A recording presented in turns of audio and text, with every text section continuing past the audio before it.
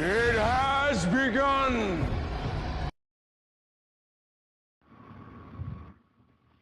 Greetings and welcome back. First, I want to discuss two incidents I had in the past week or so. Experiences with women I would say I'm forced to interact with, only because they work at the businesses I frequent. The first one being one of the techs at the dialysis center. She is a very headstrong woman. Very much thinks she can do everything a man can do. And I happened to mention to her the appreciation I've gained over the past few years for having a bedroom adjacent to a bathroom, especially when it's cold out. And so she ventured this diatribe of how I'm supposed to go about getting housing. Well, we've had this conversation before, me and her, and she uses the same anecdote every time about her fresh off the boat from South America girlfriend single with kids, got into a shelter and got housing right away, and that's what I need to do. So I've explained to her every time she tells me how to go about getting housing that I'm not Hispanic, I'm not a single woman, I'm not a single woman with children. I am the farthest thing from any of those things that your friend is. The machine doesn't work the same way for me. And she just kept on telling me, as women do, how to go about doing things like a woman, and I keep trying to explain to her that I'm not a woman, it doesn't work that way for me.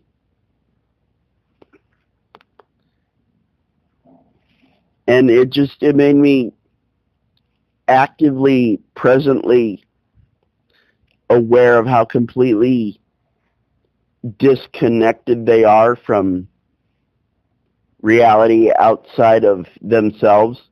They literally think we have it as easy as they do, if not easier. And every time I insisted there were different rules for men and women, or whites and non-whites, her answer was the same.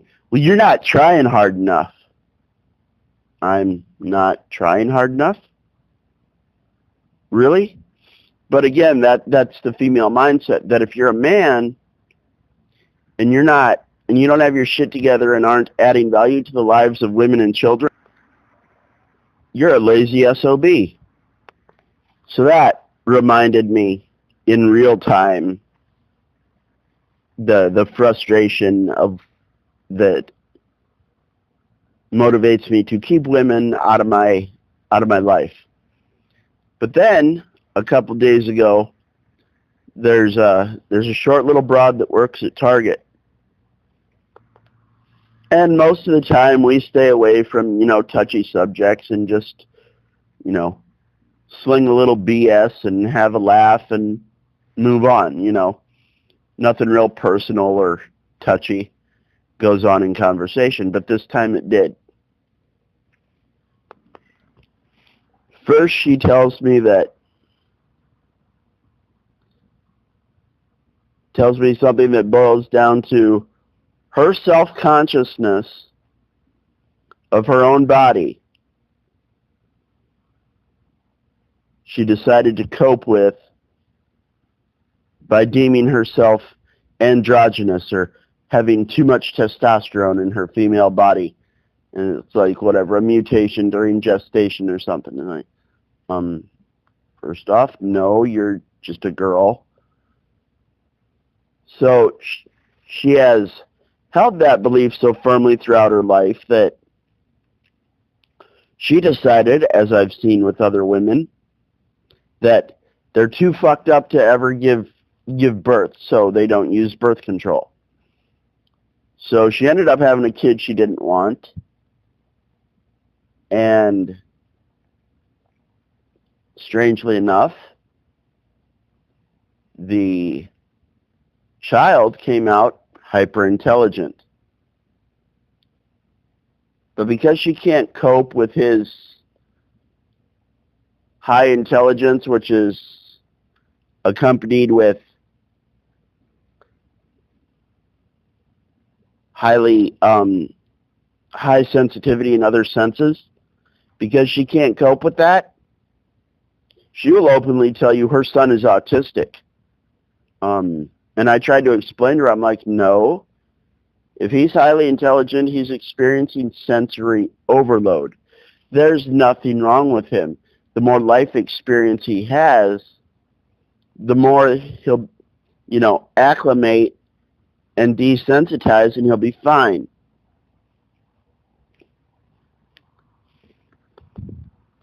She also inadvertently admitted to being a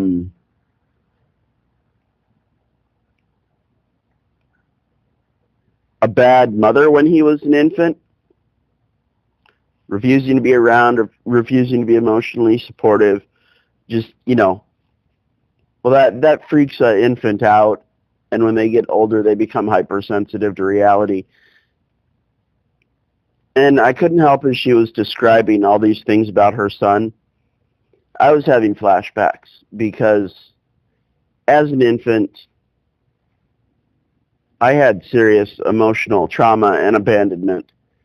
When I got to be 4 or 5 years old, I realized I was absolutely deathly terrified of human beings bigger than me, which made me emotionally and hypersensitive as well as my other senses. Had autism been a thing when I was a kid, my mother would have got me diagnosed with that too. But, at 8 years old, I was doing math and reading on a college level.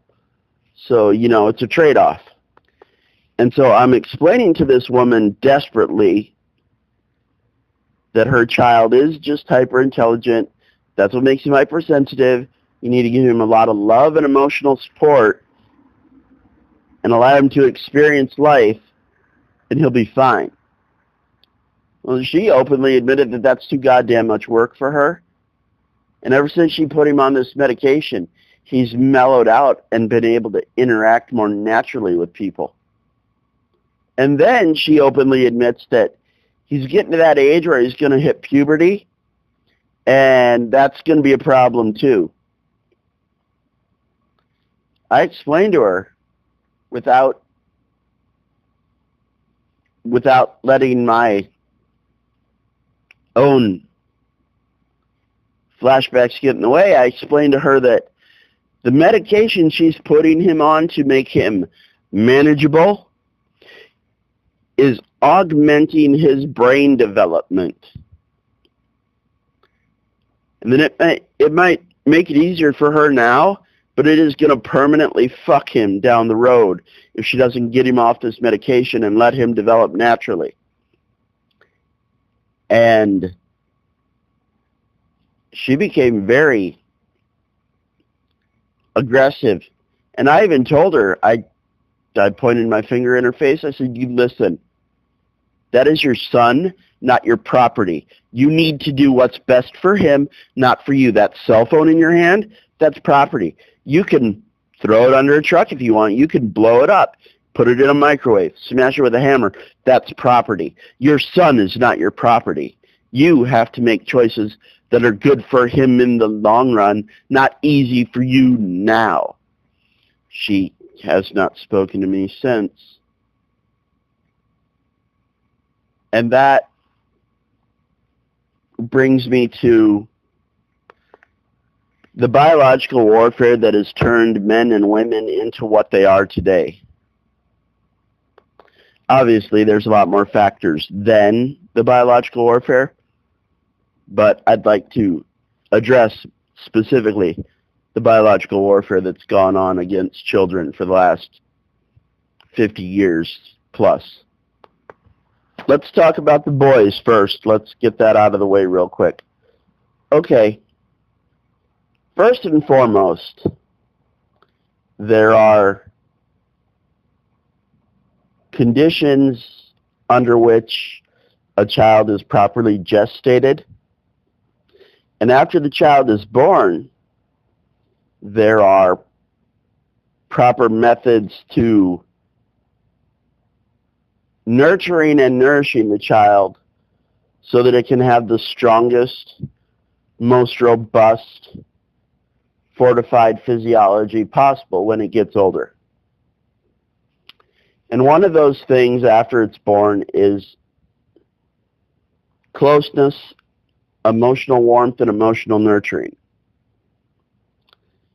Well, since the advent of women going to work, boys and girls both have lacked that emotional bonding and security that they're supposed to get as infants. And what that does is gives them like infant PTSD. And so by the time children go to school, they are very insecure, scared, desperate, and developing narcissism already, because the only option they have for survival is to take what they need themselves. So they're very antisocial right out of the gate because mommy doesn't love and nurture and emotionally bond with them. They have no sense of security in themselves or others. Also, the breast milk. Breast milk is essentially super soldier serum for the physiology.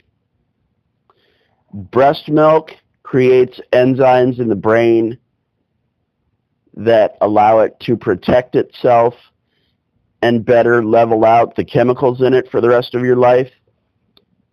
Breast milk creates bacteria and flora in the intestines that stay there for the rest of your life so that you digest things like meat and dairy and gluten far more easily. So on and so forth. Okay?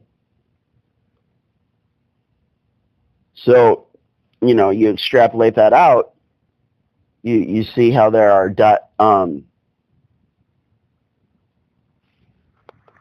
so many digestive tract issues in children and adults now. But then, what do they replace the breast milk with? Formula. Go to any formula aisle in any grocery store. It is all soy. Soy.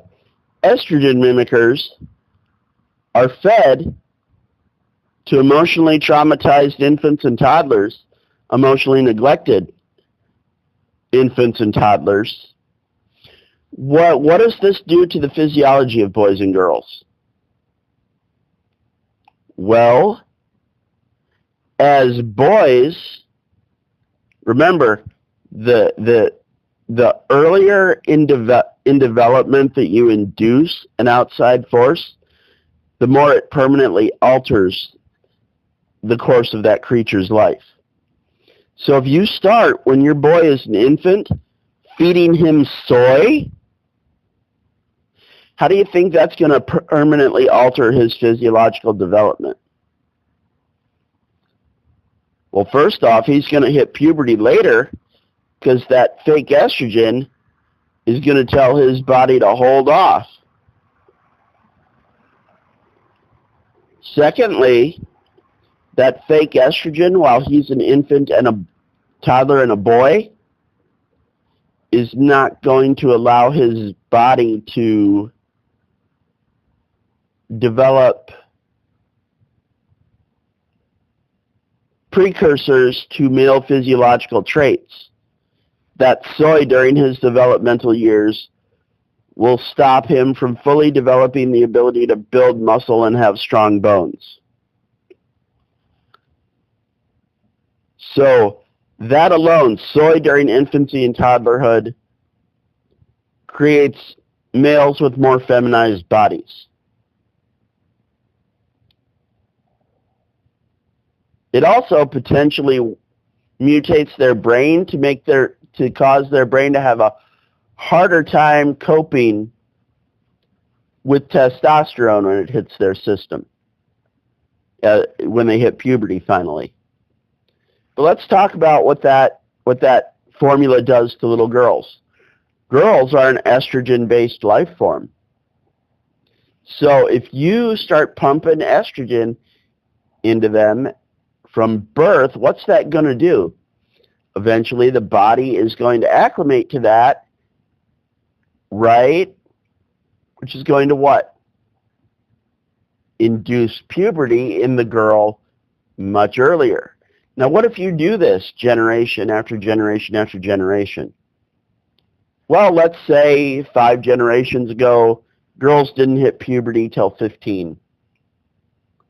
But then that mother fed her daughter soy. That daughter hits puberty at like 14. But then she passes on that early puberty genetic to her daughter, plus feeds her daughter soy, which means her daughter then goes into puberty at 13, and so on and so forth. So the longer this formula crap goes on, the younger and younger the girls hit puberty. This is a serious problem. Because most of the time, I do not have the exact statistics, I do not have the studies in front of me, but from what I can tell, from my own observations of human behavior, girls seem to stop developing between the ears, emotionally, intellectually, morally, within a year of beginning puberty. So if you have girls hitting puberty at, say, 11, their brain stops developing at 12 years old. Their bodies continue to develop. Consider that, red pill and mgtow men. Consider the value of that in explaining the behavior of so many women nowadays. Here's the other thing, though, with that. When they start puberty early, most of them, well, a lot of them don't have fathers in the home. But see, back when the pill was created, women figured out that they don't need a man to protect their daughter's chastity. They can just give them this pharmaceutical. They don't need a man to protect their daughter. And so this is what mothers do. As soon as their daughter hits puberty, they put her on the pill. So what you have in these girls is hormonal augmentation from the time they're born because they're being fed estrogen mimickers. And then when that causes them to go into puberty artificially early, they're put on estrogen and hormone blockers to inhibit their ability to get pregnant.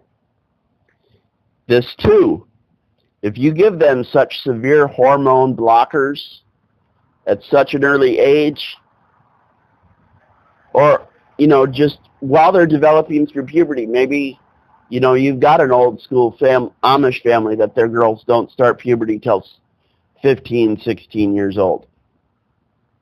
Even then, if you start them on birth control as soon as they hit puberty, that augments their entire pubescent development. This is why women have hormone problems, why they have psychiatric problems, why they have fertility problems, why a woman cannot set her clock by her period, why they are erratic. This is why women don't take the pill regularly, because they Their periods aren't even regular. This is why women insist that they can't get pregnant.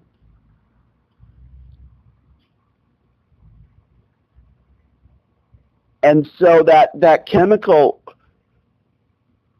constant chemical warfare from birth destroys men's ability to psychologically and physiologically develop into strong masculine men, and it destroys women's ability to develop into strong feminine women, psychologically and physiologically. Now, we did not have genuine hormone blockers or gender reassignment surgery when I was a child. We didn't have autism either, thank God. But you see, my mother did something very similar to me. She put me on massive doses of corticosteroids. Corticosteroids work by inhibiting the assimilation of proteins. That's one of their primary mechanisms. She had me on such a massive dose that from 4 years old to 14 years old, my body did not develop at all. At 14, I was physiologically as developed as I was at 4 years old. She wanted to keep me that way permanently. To this day, I cannot assimilate protein. I can eat all the chicken and steak and protein shakes I want. I don't get dick out of it. Luckily, I can get what I need by taking amino acid supplements, just straight amino acids. Wish I'd figured that out 25 years ago. I would have saved myself a lot of problems. But that being what it is, my body to this day, the healing factor is absolutely not what it should be in a man. In fact, it's so fucked up, any injury I get, minor to major, does not heal with healthy tissue. It just fucks me up with a bunch of scar tissue. It also permanently inhibited my ability to produce adequate amounts of testosterone. And this is just corticosteroids, let alone these fucking weapons-grade hormone blockers. I lost one of my seed pods because of this pharmaceutical weaponization. My voice still cracks like a 14-year-old boy. That's before there were actual hormone blockers my mother tried to do to me what these crazy bitches are doing to their sons now. And so I'm abreast of the situation, but I can't look at it. I can't hear stories about it. Because I know. And it brings out the supervillain in me again. It's like, you know what? I want to be the supervillain that just, you know, rounds these bitches up and tortures the shit out of them and rescues their children. But I don't have that power, so I choose not to subject myself to that kind of grief. And men aren't men and women aren't women because of the soy formula we're fed as children, the lack of emotional nurturing, bonding, and security and of course, when we get to be teenagers, moms put the girls on estrogen blockers to fuck up their periods and keep them from getting pregnant. And they put the boys on psychotropic drugs to turn them into zombies because mom can't handle a testosterone-based life form. This is why men are no longer men and women are no longer women. Thanks for listening to my little anecdote of personal experience with this shit. Is it over?